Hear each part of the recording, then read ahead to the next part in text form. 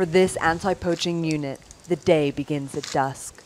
After a meal of cabbage and sweet tea, the Rangers grab their rifles and march off to their night's work, protecting rhino. Increasingly, as the tactics of poachers here in Kenya evolve, wildlife reserves are taking up arms to save their wildlife. Na bado inabidi uende uokoe mnyama. So hapo nayo iko riski yako hapo. This work is risky, and you may end up losing your life. But I am determined.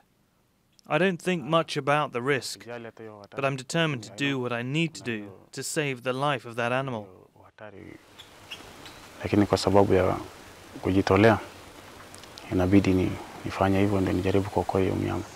Benson is part of a new Kenya Police Reservist anti-poaching team based out of Old Jogi Ranch to protect the approximately 65 rhino living here, in addition to elephant, leopard, and other wildlife.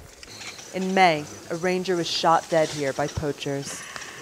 The rangers are often drawn from the surplus of unemployed youth in the area, with safari tourism worth more than $1 billion to the economy and 500,000 jobs. Safeguarding the wildlife population is not the only motivation. To combat poaching, the reserve employs small planes, attack and tracker dogs, thermal imagery scopes, and an array of weapons. But the most important tool is having boots on the ground. It sounds crazy, but this is actually a war.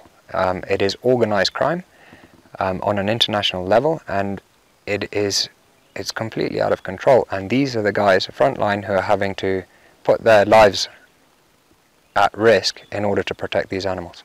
So this guy was... Poachers killed 4 rhino here just last month, in the deadliest attack Kenya has faced in over 25 years, bringing the number of rhinos killed by poachers so far this year to 22, compared to a total of 59 last year. There are now just over 1,000 of the animals left in Kenya.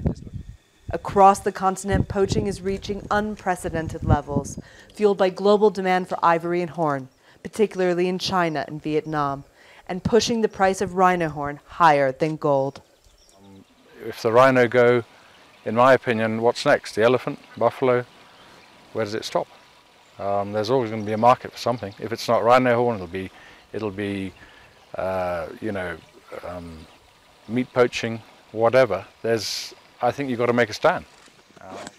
But here on the front line, protecting Kenya's wildlife is becoming an increasingly dangerous and expensive task.